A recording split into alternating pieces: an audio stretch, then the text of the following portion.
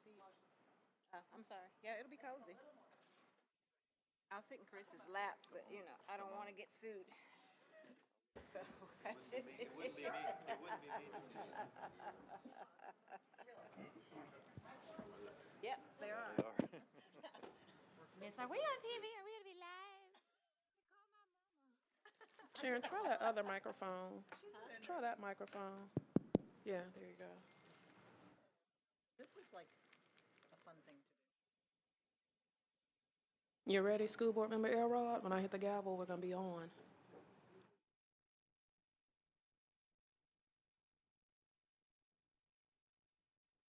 Okay, I'd like to call to order. Today is January 10th, 2019. This is a joint Budget and Finance meeting with the Education Committee. I'm Councilwoman Tanaka Vercher, Chair of Budget and Finance.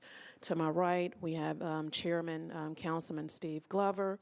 I want to begin by welcoming Dr. Gentry, Chair of the Metro Nashville School Board. We have Mr. Henson. We also are joined by some school board members, School Board Member Rachel Elrod, and also School Board Member Jenny Pupo Walker. And at this time, I'll turn it over to Chairman Glover. Just very briefly, I've spent the last several months kind of going around and doing meetings in various clusters, listening to conversations from parents, from teachers, from various individuals, and their concerns about the schools. One thing I would like for us to do, or I had hoped for us to do, was to determine what some of the priorities will be. You know, we're getting ready to head into the budget process now. I think if Mr. Henson, you can either agree with me or not. I mean, by like the end of February, you have to present your budget to the board, 1st of March at the latest. And so we're in that season now, and I really wanted us just to try to get ahead of the curve a little bit to be able to talk about what was coming, what's anticipated, et cetera. As you know, Chair, and also Chair of the board, you know, the last year was not a lot of fun. I'm not sure this coming year is going to be a lot of fun. I'm not sure the last couple of weeks have been a lot of fun. But short and long of it is, let's see if we can't start talking about what our job should be, and that's educating kids and making sure that we're taking care of the children, that we're given the opportunity to have them come into our building. So with that, Chair, I will turn it back over to you, and we'll do introductions with the school board members. Thank you so much, Councilman Glover. And for council members that's in attendance, you do have some packets on your desk. Also, we'll go ahead and just do my thanks in advance. We do have the finance team here as well. The agenda would be as follows. We will receive a current fiscal year update from Mr. Chris Henson, the 2019-20 budget timeline. Also, Mr. Chris Henson, I don't know if that's going to be split with Chair Dr. Gentry. And also the budget intro, fiscal year 2019-20, and board priorities. And right now, I'm going to turn the floor over to the school board. Thank you so much, and I really want to thank you all for this opportunity. Dr. Gentry, if yeah. you probably need to grab that microphone. Yes, please. Thank you. All right, so I'll pass it on. So I again want to thank my fellow board members who were able to attend, Ms. Elrod and Ms. Walker. I know that Vice Chair Christian Buggs is on her way, but she's doing the Nashville Tango, weaving through traffic to get here. Again, thank you all for taking this afternoon to join us and to have this conversation in a more proactive fashion about the budget needs, the priorities for the school system as we enter into the 2019-2020 school year. It's been a great partnership over the years. I know in the past we've had the opportunity to have these kinds of meetings more frequently, so I'm happy to see us re-enter into this kind of a relationship and this kind of partnership to have these transparent discussions about the needs of the district. And Councilman Glover, I do want to specifically thank you for the comments you just made. And I want to just reassure those of you here and those of you that may be watching, that this board stands prepared to continually redirect the conversation to the needs of students, to the needs of schools, to the needs of our teachers, our building level leaders. And that will be reflected in the budget conversation that we're about to have. And as we wrap up and focus on what our priorities are, which were a result of the last board retreat that we had, those in attendance were very clear, and there was much overlap and synchronicity around what we believed as individuals on the board, where the priorities of the district needed to lie. So hopefully you all, as a part of your package, do have a listing of the accomplishments that have been achieved thus far with the funds that were received. And obviously, at the end, we would be remiss to not share where our needs remain.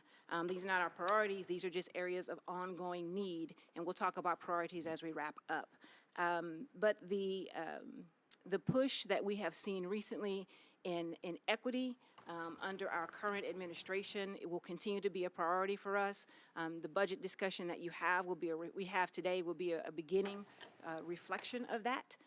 Because as you look at the area of ongoing needs, a lot of them speak to how do we get additional funding, additional programs, and additional initiatives to continue to make the resources available to our schools across the district more equitable. And then when we get to the capital needs side of the budget, as you know, we have a rolling list of ongoing priorities that are often reprioritized once the ask is answered. And so we've got some needs that have been deferred, and we continue to be reminded by our amazing facilities management team that the longer we defer, the more expensive those needs become. So with that, I will turn it over to Mr. Henson to begin to walk us through the current fiscal year update and then on to our 2019-2020 budget ask. Thank you, Dr. Gentry, and I do want to extend regrets from Anna Shepard, who is the board's Finance Committee Chair, as well as Will Pinkston, who is the Finance Committee Vice Chair. Unfortunately, they are both ill. They were planning to be here, but they are not able to make it this evening. Also want to recognize Brad Rayson, the local head of the SEIU chapter. Thank you, Brad, for being here, as well as the MNPS team that's in the back.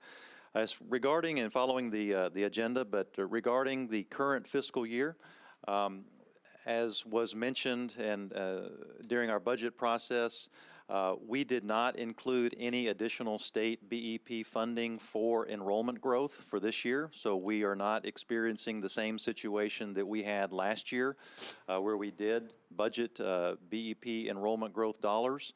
And so as we track our revenues, our state BEP revenue dollars are tracking very, very closely to what we initially budgeted. Our enrollment is very close to projections. It's basically flat enrollment. And so we are moving forward as was planned. We are carefully monitoring our expenditures every month. They are tracking according to budget, and so we do not foresee any issues as it relates to the current year budget. And so I wanted to begin with that since we did have those issues last year. As we closed out the last fiscal year, as you remember, we did come and request a $3.5 million supplemental appropriation. We ended up not needing nearly that much. We ended up needing less than $1 million of that $3.5 million that was approved as a supplemental. So I wanted to at least follow up there as it relates to what occurred last year. Looking forward to the 1920 budget, you have a document in front of you that's a landscape document entitled MNPS Budget Timeline. We wanted to provide that, first of all, to let you know that we have already begun our budget process. We began that back in the fall. We continue that through the first part of the calendar year, and as Mr. Glover indicated, we at this point are planning to present the budget proposal from the administration to the school board's Budget and Finance Committee on March 5th, Tuesday, March 5th. And then you can see what will occur over the next several months. The plan, as it has been for a number of years, is for the school board to approve their budget proposal at their first meeting in April. This year, that date is April the 9th. And then, as you know, we do have a budget hearing with the mayor, which is sometime in mid-April, yet to be scheduled. And then the mayor presents the entire Metro government budget to you, to the Metro Council, according to the Metro Charter, by May 1st. And we will come back to you in mid-May or sometime in May and have a budget hearing with you. And then, of course, you would approve the final budget, which would include the allocation of funding to the school district sometime in June. And so that is our timeline. It follows the same timeline that we've had for a number of years, and it seems to have worked well over time, realizing that there are some constraints in place as it relates to timing and deadlines. As we look to the 1920 budget, you have another document included in your packet that looks like this that should be familiar to you. It's typically our first page of our budget documents. It's intended to represent a summary of changes to the budget, and we wanted to make sure that we discuss these with you early on in the process. Because we have some upfront costs that we have moving from one year to the next, specifically as it relates to the additional enrollment in our charter schools. By state law, we are required to transfer the total state and local revenue per pupil amount for the entire district to our charter schools based upon their enrollment. And so we will have that transfer that will have to occur. We will also have a corresponding offset. It won't be as much, but some type of offset to our budget as it relates to the enrollment decrease that will occur in our district-run schools as our charter school enrollment continues to increase.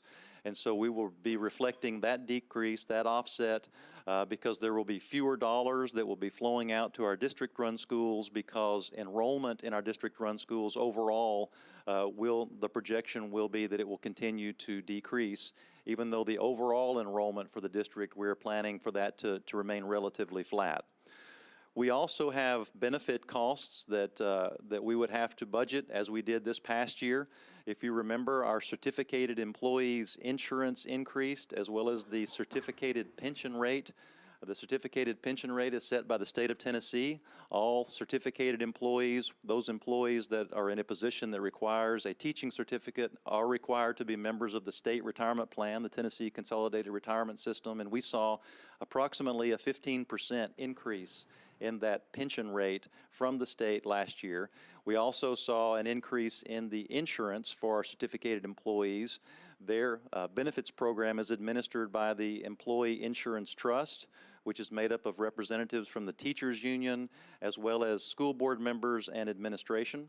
And so those have not been set at this point. We don't know what the insurance or pension will be at this point for our certificated employees. And then, as you know, our support employees, as it relates to benefits, are treated as Metro government employees. Their benefit program is administered by the Metro Employee Benefit Board. We don't know at this point what insurance or pension costs might be for the next year, but those are outstanding.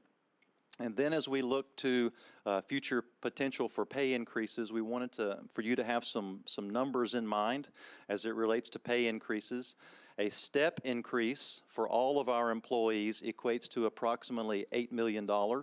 So if we were to give a step increase to all of our employees, that cost is around $8 million. And to give a 1% pay raise or COLA, that cost is around $5 million. And so obviously if we gave a 3% raise, that cost would be $15 million. In addition to the $8 million for the step increase if the step increase were given. So we wanted you to go ahead and have those numbers up front and some of that discussion up front as it relates to some of the costs. That's the reason last year when the council approved a budget increase of $7 million to the school district, we ended up having to make reductions of $15 million because we had $22 million of set costs, which made up the charter school increase, the insurance increase for our certificated employees, and the pension increase for our certificated employees. So even though we did receive a $7 million increase overall, our fixed costs, our set costs were $22 million, so therefore we had to reduce our budget by $15 million this past year to make it balance.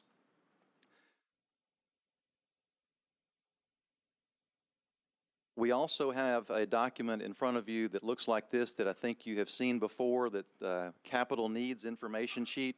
We are in the midst of the board approving our 6-year capital improvement budget. As you probably know, there is a requirement for the Board of Education as well as all metro departments and agencies to submit a 6-year capital improvement budget to the Metro Planning Department by the end of January. And so the board will be approving that 6-year capital improvement budget request at its meeting on January the 22nd. And we've had numerous meetings and numerous discussions as it relates to the capital budget and the capital improvement budget request that would be submitted.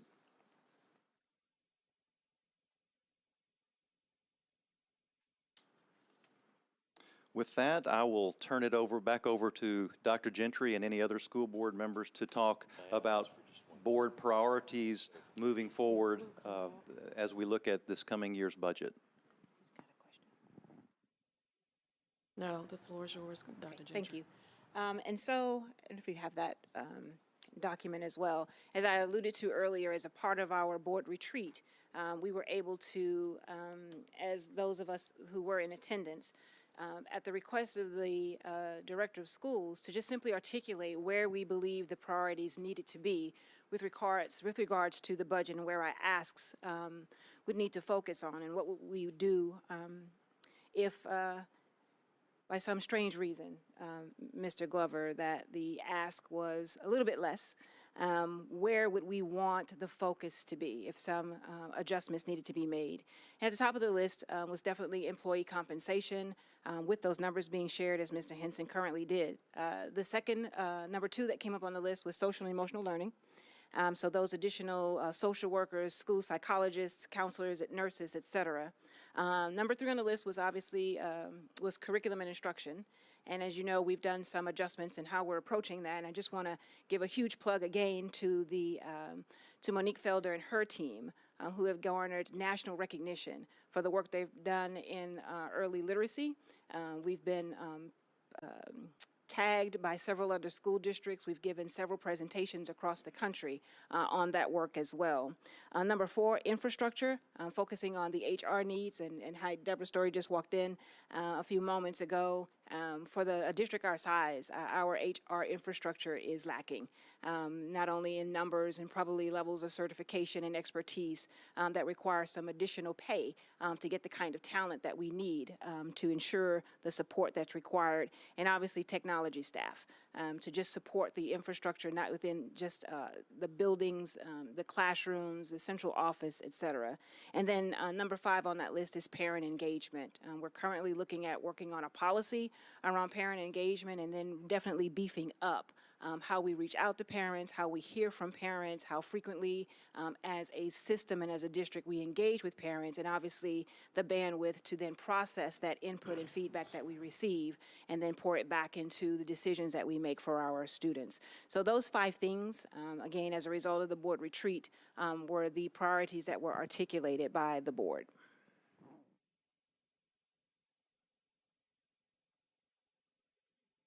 I think now we're on to discussion. So back to you, Council Lady Vercher. Chairman Glover. Just very quickly, Mr. Henson, and also Dr. Gentry, Chair Gentry, let me make sure.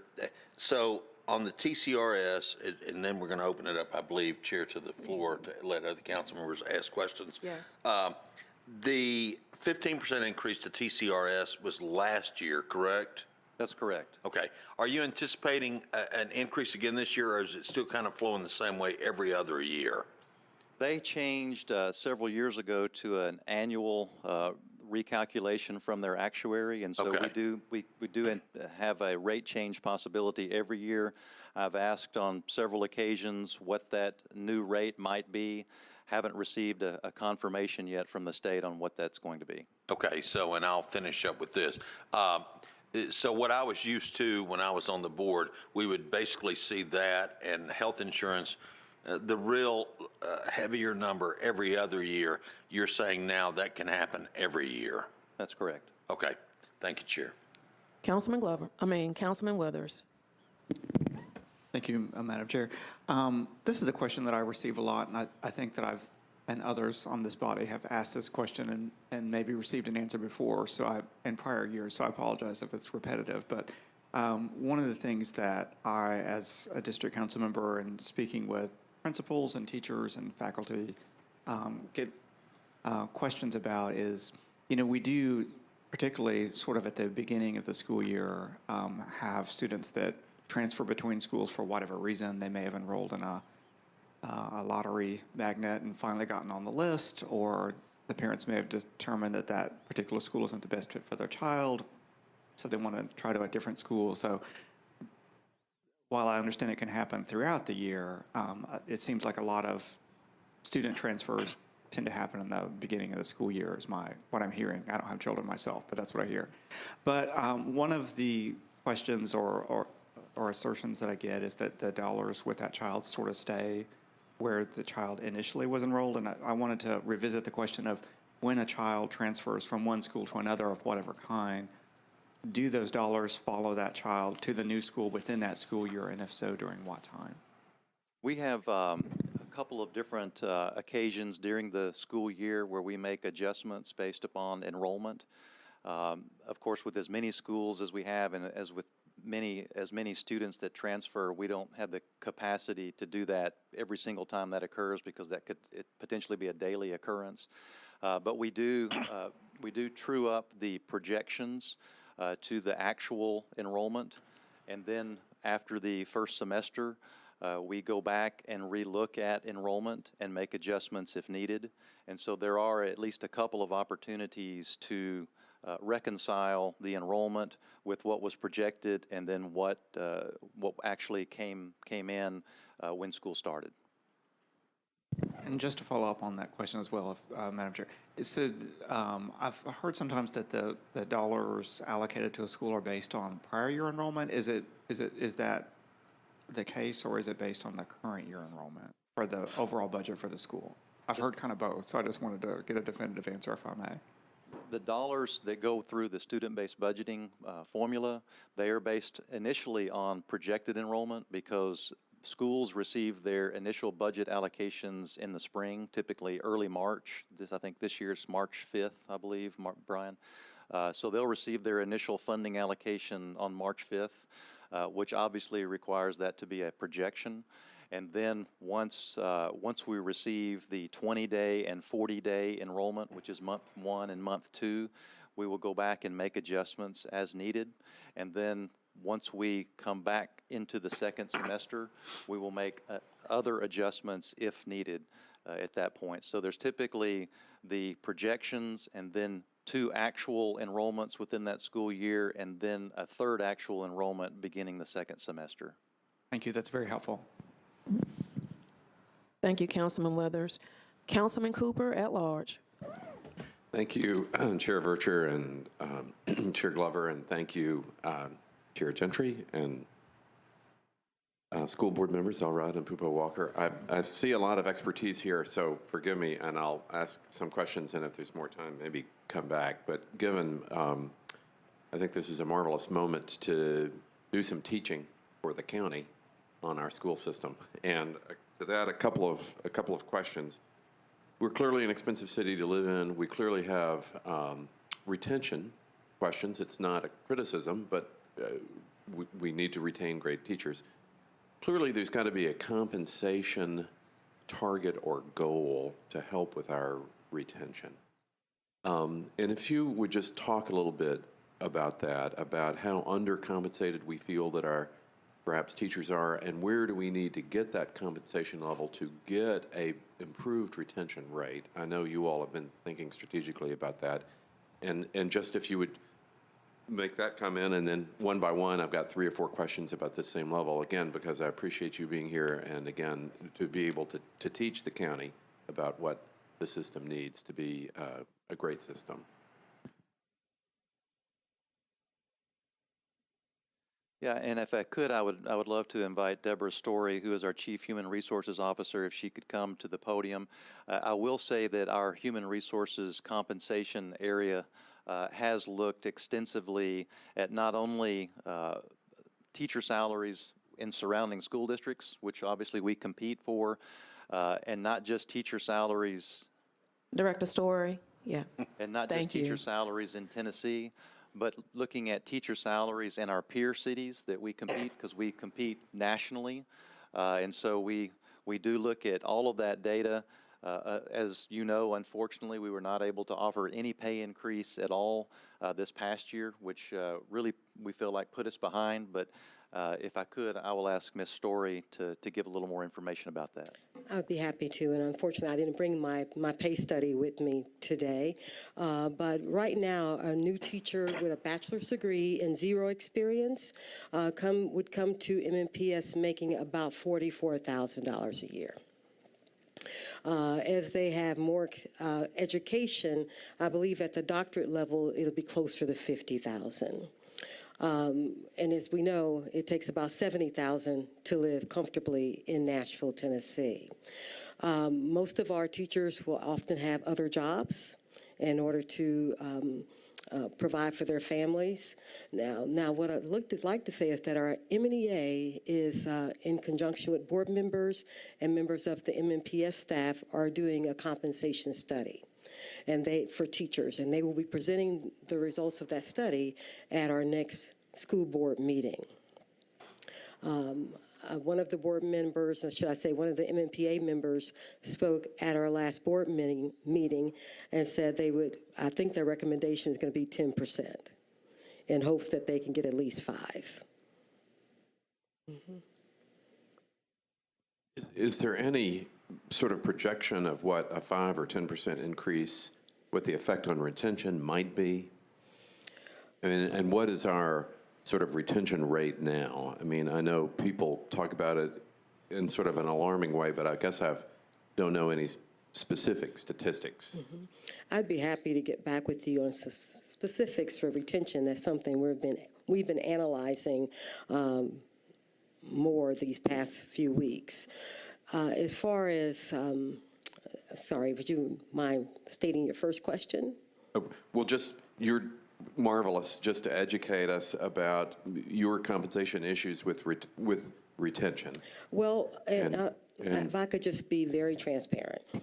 I get reports that we have teachers leaving Metro to go to work for charter schools and making substantially more money. Some of them get sign-on bonuses. I even had a teacher who worked in HR last summer who we were hoping would stay with us, but she was offered an opportunity to go to charter school. They were in a position to pay her a sign-on bonus and $5,000 to help cover her daycare. But in this compensation study that you're producing, mm-hmm. you'll be able to share that with everybody, and that will address some of these issues, mm-hmm. I take it. Wow. Well, I really look forward to seeing that, and thank you. And then, Chair, barring your indulgence, again, just moving on with... You're indulged. Thank you. With Chris here, again, another great expert. Federal and state funding level. I know the BEP, we may escape some of the damage that did in this last system, but overall, the funding environment from the federal and state is not as robust as it's been in the past. Just if you would talk generally about the pressures that's going to exert on the school's budget this coming year and the years ahead. Sure, and I'll start with the federal funding. We have basically had flat federal funding over the last few years. There was the proposal to significantly reduce federal funding from the president, which was not a part of the budget that Congress approved. So we were very concerned about potentially having some significant reductions in Title II funding, for instance, which is for teacher professional development. But we've basically seen only flat funding from federal sources, which in many cases doesn't keep up with increased costs. From the state level, one thing that's really affected our school district is that the state's BEP funding formula has something in it called a fiscal capacity index. And the fiscal capacity index basically is your county's ability to pay or your ability to fund education from your own sources. And that fiscal capacity index is very heavily driven by assessed property values and retail sales tax base. Well, we all know what's happened with the assessed property values in Davidson County as well as the retail sales tax base. So we have seen a significant increase in Davidson County's fiscal capacity index, which in turn means the state funds less of the different components in the BEP funding formula, with the assumption that the county has the ability to fund more from its own local sources. That's part of the equalization factors, the equity adjustments that are in the BEP funding formula. And so that fiscal capacity index increase that we've seen in Davidson County over the last couple of years has actually equated into less BEP, state BEP funding for Davidson County. We've actually seen a decline in state BEP funding for Davidson County because of that increase, significant increase in the fiscal capacity index that's used in that formula. Well, thank you. And now, just interpreting your comments, that the flat funding from state and federal sources in a higher cost environment is really sort of a negative funding, that it goes less far than it used to, even though you're accepting the same number of dollars, which you are projecting to do again in fiscal year 2020 is about having flat funding. We have not had discussions yet on the federal budget. We all know what's occurring currently with the federal budget. So we have not had those discussions yet. Typically what we would receive would be a preliminary estimate from the Tennessee Department of Education on what our federal funding might be for Title I or for IDEA or Title II or any of those federal grants. We have not seen that, but my anticipation is we're not going to be seeing any increase, and we're probably just hopeful that it would only remain flat. Okay. Another finance question, fund balances. You know, it's a deep subject of which only very few people are profoundly aware. I know that you're one. Where are our fund balances in the school system currently, and particularly over time, over the last few years? Are they skinnier than they used to be, so to speak, as we've drawn down on our fund balances? And is this something that we need to be aware of as kind of a caution?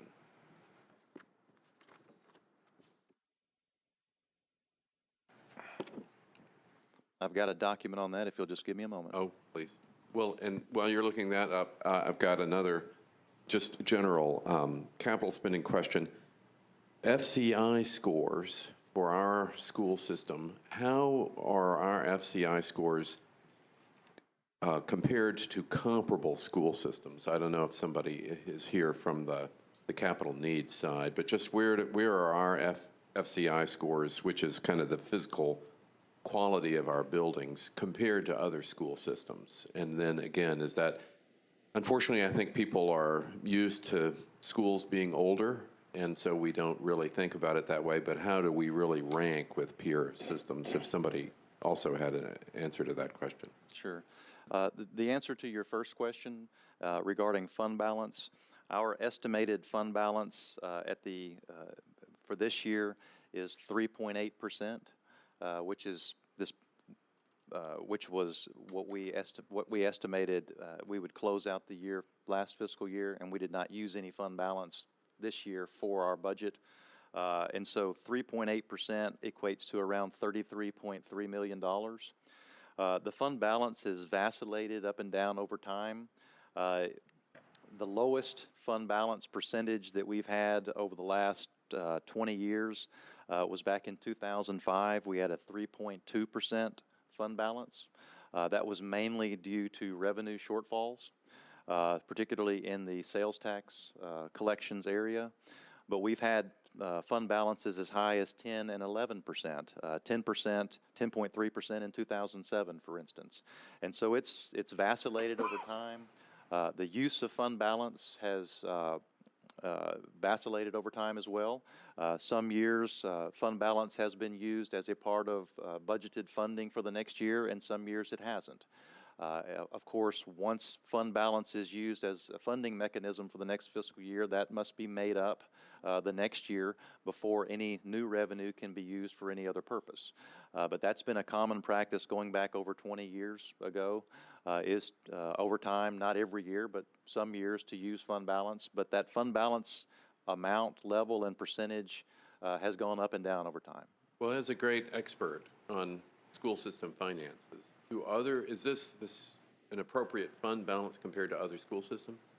do they carry a heavier fund, sort of rainy day fund balance than we are? And is this something that we should have sort of a policy on? I'm not as familiar with what other school systems have. I know that I believe that the council has a policy on a 5% fund balance for all funds. For the rest? And we would obviously like to follow that as well. The state recommends a 3% fund balance. It's not a requirement, but it's a strong recommendation to have a 3% fund balance. There is no requirement to have any certain percentage, but that is a recommended amount. The Government Finance Officers Association, GFOA, they recommend any range from 5 to 15% fund balance. And so there are varying opinions about it. Obviously, it's important for cash flow. It's important for any revenue shortfall, and it's important for any unforeseen or emergency expenditures to have an adequate fund balance. As it relates to the second question on the FCI, which is the Facility Condition Index, again, this capital information sheet talks a little bit about that. I don't know of any other school district in Tennessee that has a process like we do that puts together a facility condition index for all of our facilities and uses that to determine what our priorities are as it relates to capital requests.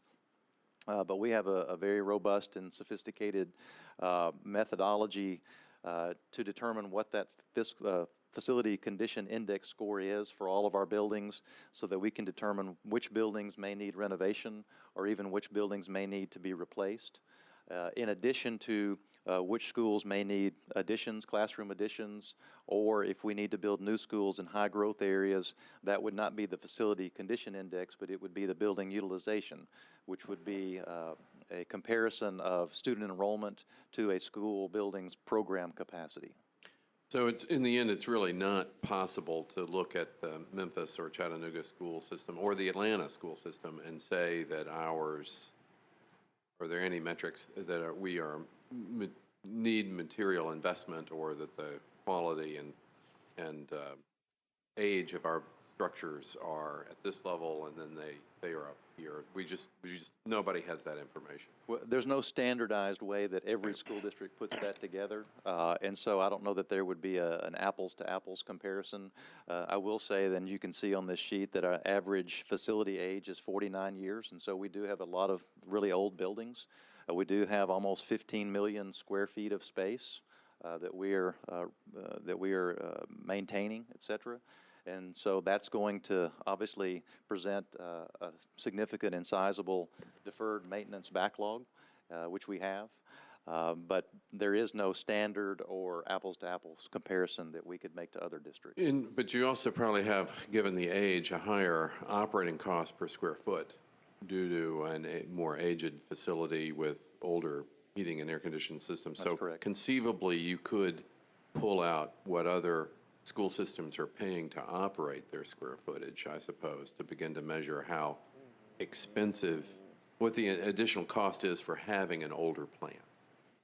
In effect. We could. Of course, there are 140 school districts in Tennessee, and so we have not tried to embark on anything like that at this point. And again, many, from my experience, many of the school districts don't have anything to really compare as it relates to the process that we go through. But we could look at, if someone had the capacity to look at maintenance costs and utility costs and things of that nature to make comparisons as far as square feet, getting all of that information from other districts would be required. I'm grateful to the chairs for indulging me with these questions, but I do think retention, pay, facilities, fund balances, and then long-term sources of funds all are going to be very material to our fiscal choices for the school system in the years ahead. And again, thank you, chairs. Thank you, Councilman Cooper. Councilman Withers.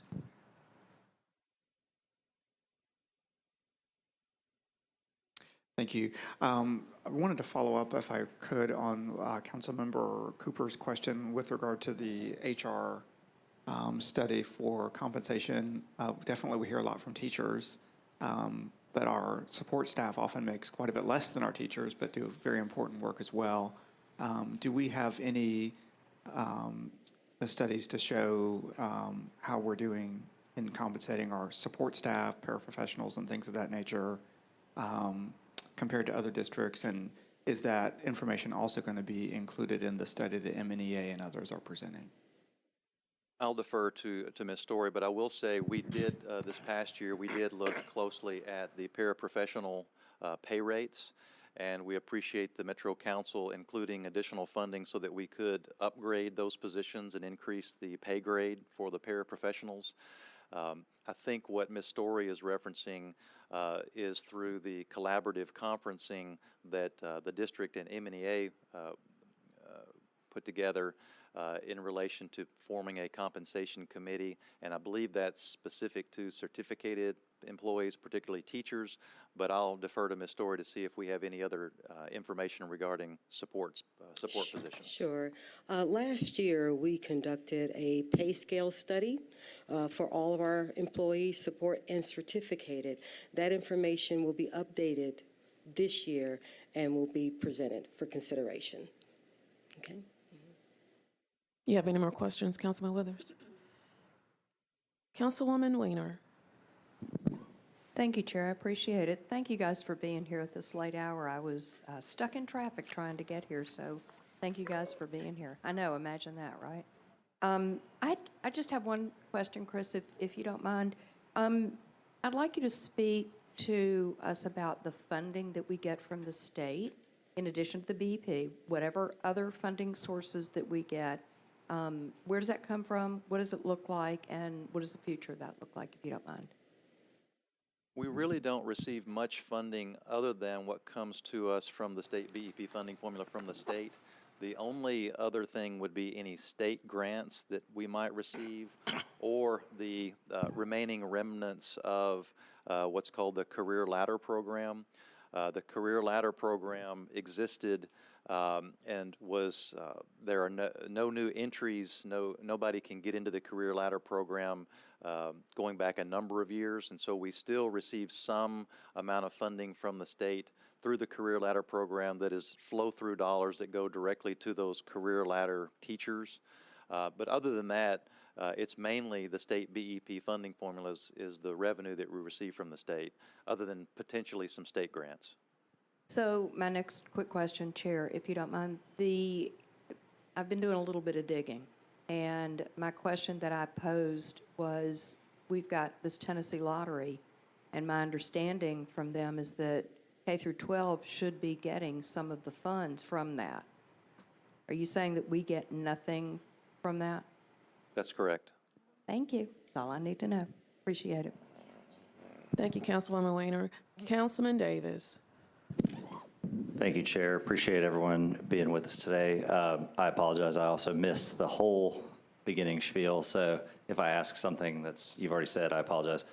#ItCity, hashtag #ItCity traffic. So, Chris, I was going to ask, is it way too early to talk about this as far as, like, you guys have no idea kind of what you're coming to us with this year as far as, like, X million more that you're going to be needed, or did you already go over that? We don't know what we will be coming to you with. We will be presenting our budget proposal according to this budget timeline to the school board's Budget and Finance Committee on March 5th. And then the board will vote on a proposed budget on April 9th, and so we are still in the preliminary phases. I did go over this page here, which is the first page of our budget document you may be familiar with, and talk through some of the costs, the known costs that we have, such as the charter school transfer that we know we'll have based upon increased charter enrollment. As certain charter schools continue to add grades each year according to their plan.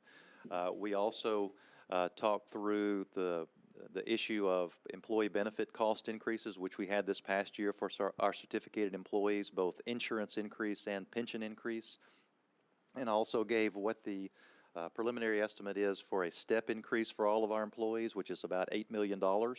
If we were to give a step increase to all of our employees, that $8 million would be an additional cost. And then any 1% raise to all of our employees would equate to $5 million. So obviously, if it's a 3% raise, that would be $15 million in addition to the $8 million for a step increase.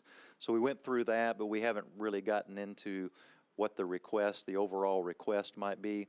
Dr. Gentry did go through and share the board's budget priorities that were established at their retreat, which mainly consists of employee compensation, social emotional learning, which would be counselors, school psychologists, social workers, and nurses, as well as district infrastructure in the area of human resources and IT.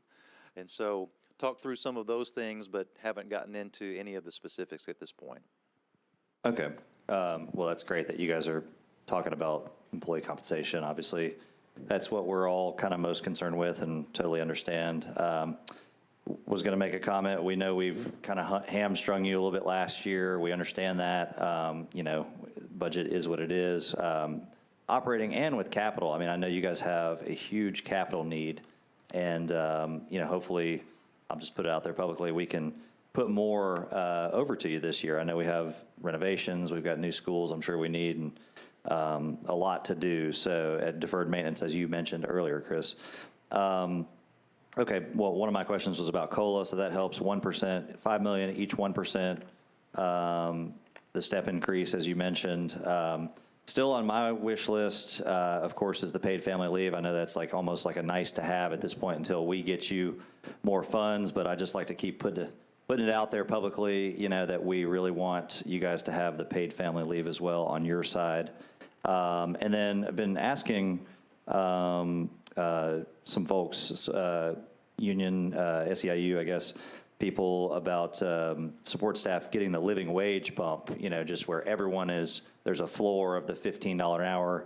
And I know that creates a ripple where you have to, there's other bumps. And my understanding is that's a $9 million pot. Is that kind of what if you did the bump of the floor to 15 an hour? We have not made that calculation, haven't had that request made. Brad Rayson's in the audience, but he and I have not had that discussion.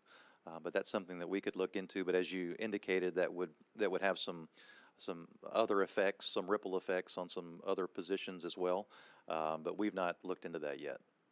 I would love to see it personally. Just, I don't know, I know time is always of the essence with everybody's busy, but that would be, I just think it'd be something great to look at. And again, it's obviously all these things depend on, where everything lines up in the end, but I think it'd be a great thing to do. I think, paid family leave would also be awesome, and as much COLA and step, you're doing the step, but as much COLA as we can do, but, obviously we all can't have everything we want. So I'm totally understanding of where we are, but, just kind of putting my wish list and ideas out there. So look forward to working with you guys just on anything we can. I just want to have a really productive, budget process. We want to talk. We want to make sure everybody's communicating, and it's always great when we get these meetings started a little early. So thank you. Thank you, Councilman Davis. Councilwoman Dow. Yes, I just had a couple of questions. I didn't hear when the compensation study would be available, and I was wondering, do you know like an estimated time frame on that? I'll ask Ms. Story if she would come to the podium and give that time frame.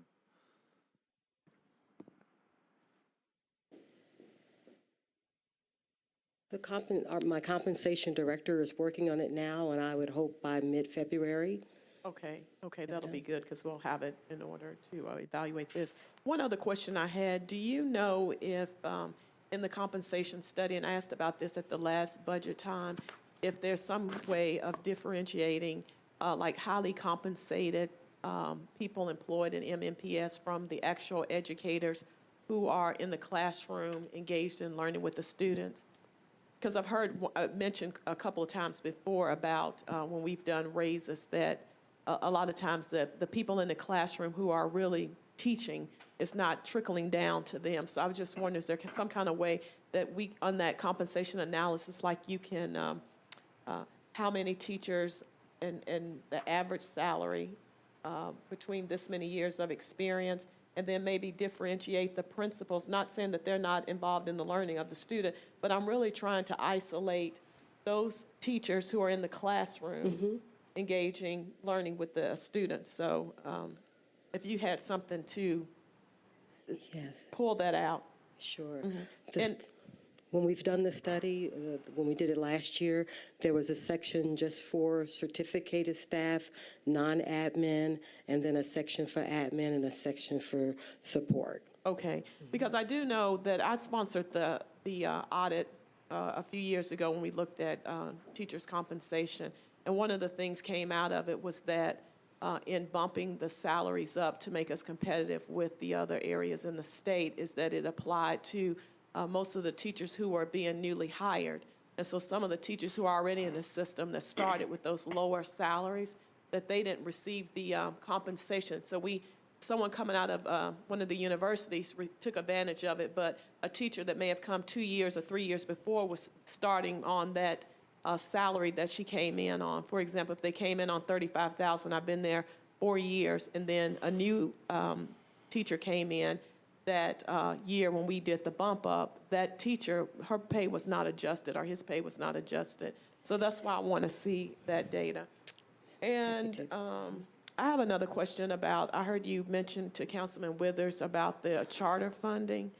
Are you able to tell me a little bit about that as far as how the dollars are allocated to those schools? And then when students, I know some of the students, we see a lot of attrition with the students in some of those schools. So what I'm interested in is like how the funding, if they go for 4 months, at what point do they send any money back to the public school system? Like how is that exchange done with regard to revenue? Sure. The charter transfer initially, well, first of all, again, it's according to state law, it's the total state and local revenue per pupil amount, which is basically our total operating budget per pupil. That amount initially for each charter is based upon that charter, based upon the charter school's projections for the next year. That's what we base the first payment, which is in August, to the charters, as well as the second payment. And then once we receive the 20-day enrollment, which is the first month of school, once we receive the official 20-day enrollment and then the official 40-day enrollment, we reconcile that projection back to what the actual enrollment is. And from that point forward, we issue the dollars, the transfer dollars to our charter schools based upon their monthly enrollment. And so if a charter school's enrollment changes, reduces, for instance, then they're going to be receiving, we're going to recalculate what that amount is. And so throughout the year, the transfer or the payment to our charter schools is going to be based upon their actual enrollment because it's based upon each individual month, and there are nine 20-day student attendance reporting months, which make up the 180 days of school. And so each of those 20-day reporting months, we look at the enrollment for the charters and then base the payment amount based upon what the enrollment is for that particular month. Okay, thank you. And I have one last question is about the, are you able to tell us about like your audit process as far as like expenditures with the district? Like, you know, I know this, but I think it's for the viewing audience more so. But as far as when we allocate dollars to you and you spend, you know, what type of audit do you have on those expenditures to make sure they're aligned with what the budget requests that you come in and present to us? I know you can change those, but when you come in and you present, this is what we need to fund our schools, I'm interested in knowing, like, how do we know that those dollars have been spent based upon what has been presented to us? We have, of course, we're a part of Metro government, and so we are audited just like the rest of Metro government by external auditors, which currently are Crosland and Associates. They don't necessarily get into that level of detail. What we do is provide financial statements, expenditure statements to the Board of Education, typically on a monthly basis, so that we can see what was budgeted and what's being spent in those different accounts, those different line item accounts that are approved by the board, as well as a part of the budget presentation to the council. So that's the process that's used to make sure that what's actually budgeted is what's being spent through those different account codes that are used throughout the budget. Thank you. Thank you, Councilwoman Dow. It's been a long day. Councilman Withers. Thank you, Madam Chair. We had some discussion for the last budget that the budget was contingent upon property sales, and that's something that the Metro Council ourselves have had some deliberation about. I apologize that I haven't been able to follow all the board meetings on that in detail, but would it be possible just to give those of us in attendance and those viewing just kind of a summary of how property sales have factored into making up some of the holes in the budget that you have this year, and whether or not y'all are looking at property sales to bolster the budget for the next year? Hopefully not, but if so, that'd be good to know. Thank you for that question, because that was something that I meant to mention during the current fiscal year update of the agenda, because I mainly concentrated on that particular item on the state BEP revenue, because that was the issue this past year, whereas it's not the issue this year. As you know, we've got state BEP revenue as part of our funding. We also have property tax revenue and sales tax revenue, which are both estimated and projected by the Metro Finance Department. And then, as you said, this year there was a $13 million sale of property revenue line item included in the budget ordinance. And so what we have done since then is we have worked to look at any potential properties that the Board of Education wanted to declare surplus. And the board did that at their December meeting, and there were 4 properties that were declared surplus. That would be the Brookmead School property, the Old Hickman property, and then 2 vacant parcels, one on Brick Church Pike and one on Pennington Bend Road. The appraised value for those 4 properties that the board declared surplus equates to approximately $5.4 million. So obviously there's a gap there between the $5.4 million, if we are able to get that through the sale, and the $13 million that was included in the budget ordinance for revenue for the school district. And of course that $13 million would be one-time money for sale of property that would not be available for the next year. And the second part of your question, no, we are not looking at including in revenue sources for the next year sale of property. Any more questions, Councilman Withers?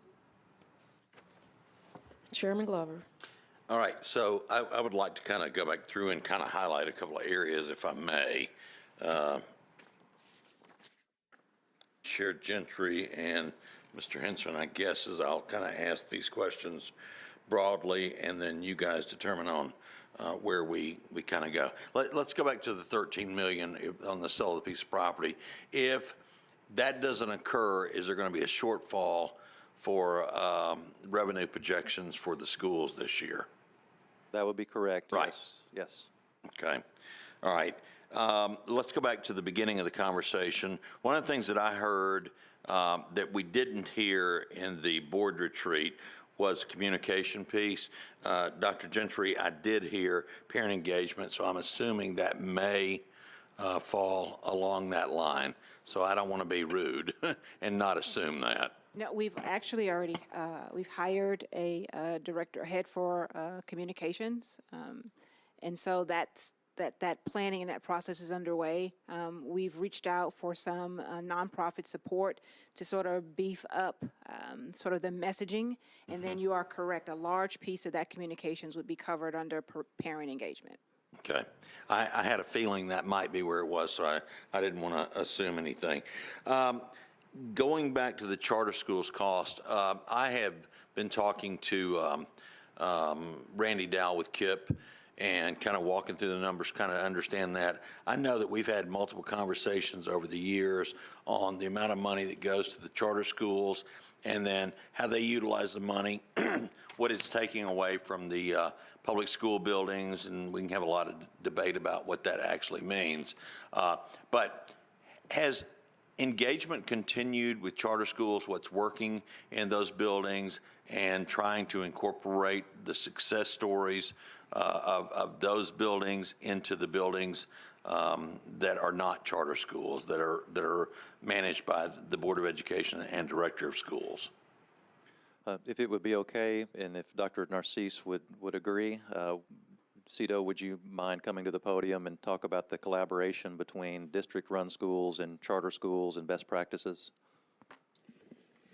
Yes, currently we actually have partnership with various charter schools across the city, for example, with LEAD and KIP and other schools just around instructional practices and also around counseling work, just trying to share practices on what to do. So community superintendents as well as the leadership teams of some of those charters, we've been able to sit down and have conversations and talk to how do we walk through looking at best practices across schools.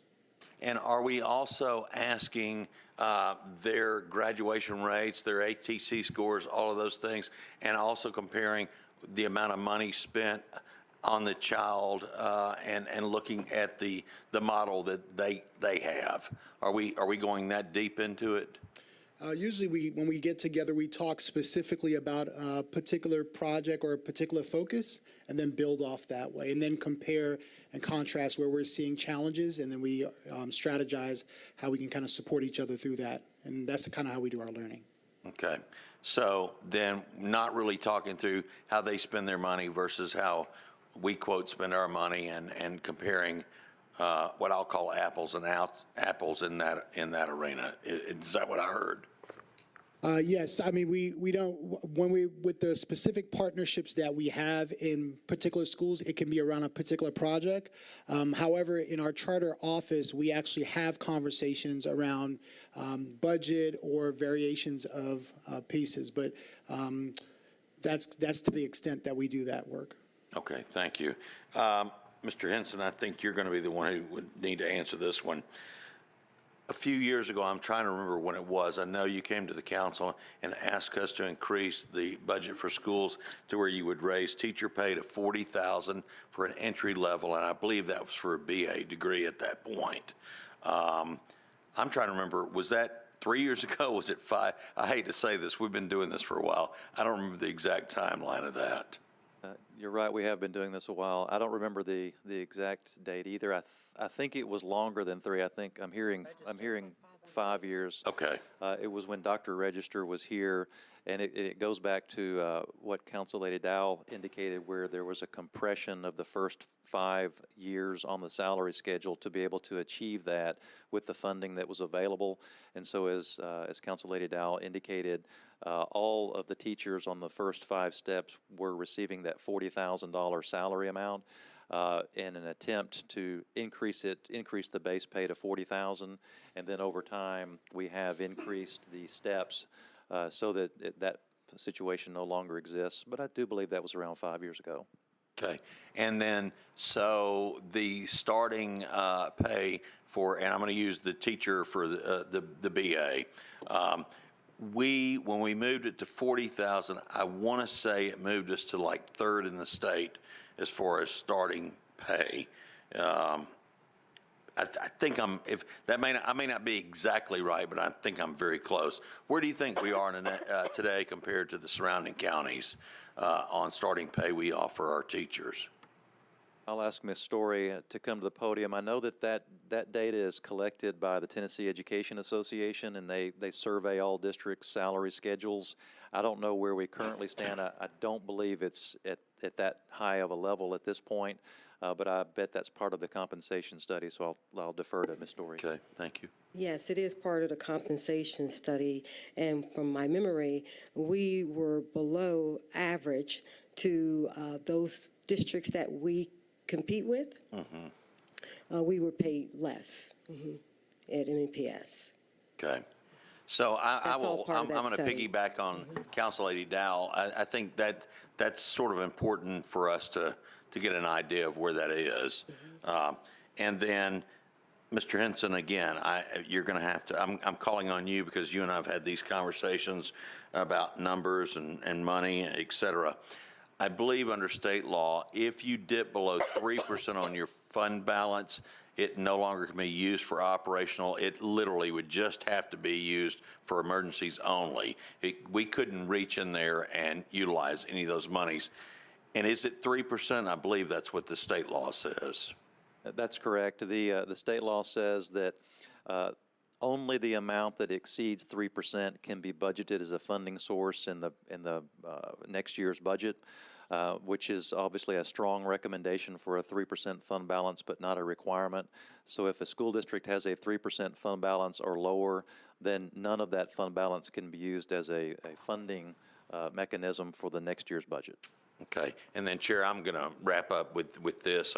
I think we've done a pretty good job trying to hold this as close to an hour as possible. The one thing that I had hoped we would accomplish tonight is to look at what you anticipated your additional costs would be going forward. I know you always take a zero-based budget and then, build it accordingly and come back to us. I think you've given us some pretty good numbers to have an idea of what we think it may look like, what you guys think it may look like as we go forward. Certainly some rules have changed, et cetera. The one thing that I would hope we do is make the proper priorities in the city as we go forward. And Chair Gentry and to the various board members, I can't thank you guys enough for coming out and the various meetings we've had around the city. Thank you for that, number one. And then also thank you for coming out tonight and for all the staff with MNPS and the various people who are here for that. Thank you for spending time and coming out and fighting the traffic. Thank you, Chair. Thank you, Chairman Glover. Mr. Henson? I was just going to express appreciation to Mr. Glover for the meetings that he held across the school district and every school board district. I don't know that that's been done, at least for a long time, so I appreciate that time and effort that he took to hear from the constituents in each of the school board districts. So I just want to express that. Thank you. Thank you, sir. Thank you, Mr. Henson. And before we adjourn, if someone from the district just could take this opportunity to express and convey what some of the ongoing areas of needs are. I know, council members, you have that in your packet, but just want to have it on record for the viewing audience. So you're referring to that bottom part? Yeah, Chair Gentry, yeah. Yeah. So on the same list that has the accomplishments, on the back side of that page, we have articulated the ongoing areas of need, and I'll read through those, and thank you, Council Lady Virtue, for the opportunity. Too many students still not reading on grade level, too many students not achieving a minimum of a 21 on the ACT, too many students not coming to school consistently. We've had a couple of workshops helping to improve our regular attendance. Yeah, chronic absenteeism. Too many students are being suspended. And again, a big shout out to Vice Chair Buggs and her work with NOAA and Passage on doing some resolutions and getting some policies changed in that space. Continue to have challenges recruiting, retaining high quality employees, which has been a significant part of the discussion that we've had here tonight. Work to do on our various school and culture climate. So Councilman Glover, as we talk about parent engagement, that's going to be very important, that our buildings have environments that are welcoming to our parents to get the parental engagement that we know is impactful to student outcomes.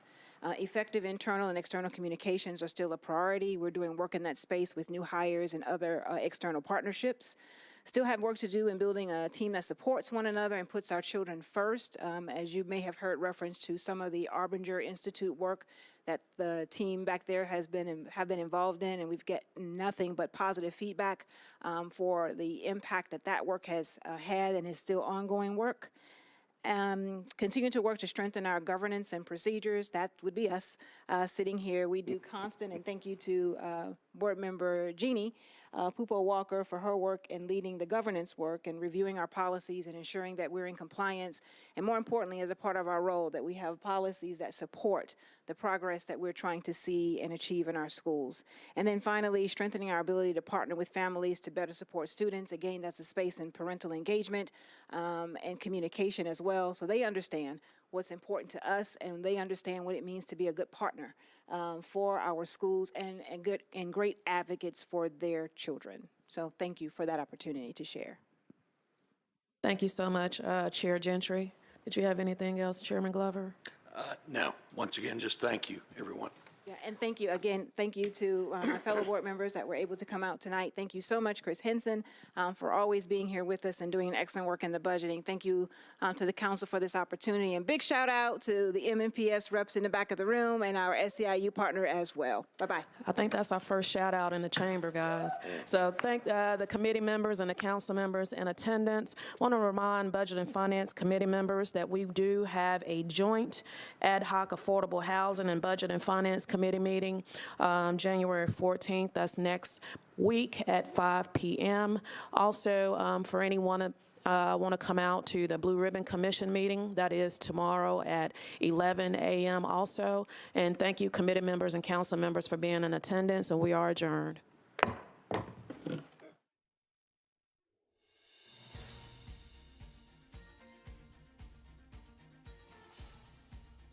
This has been a service of the Metro Nashville Network. If you would like to see this presentation again, or for more information about this and other programs, visit nashville.gov.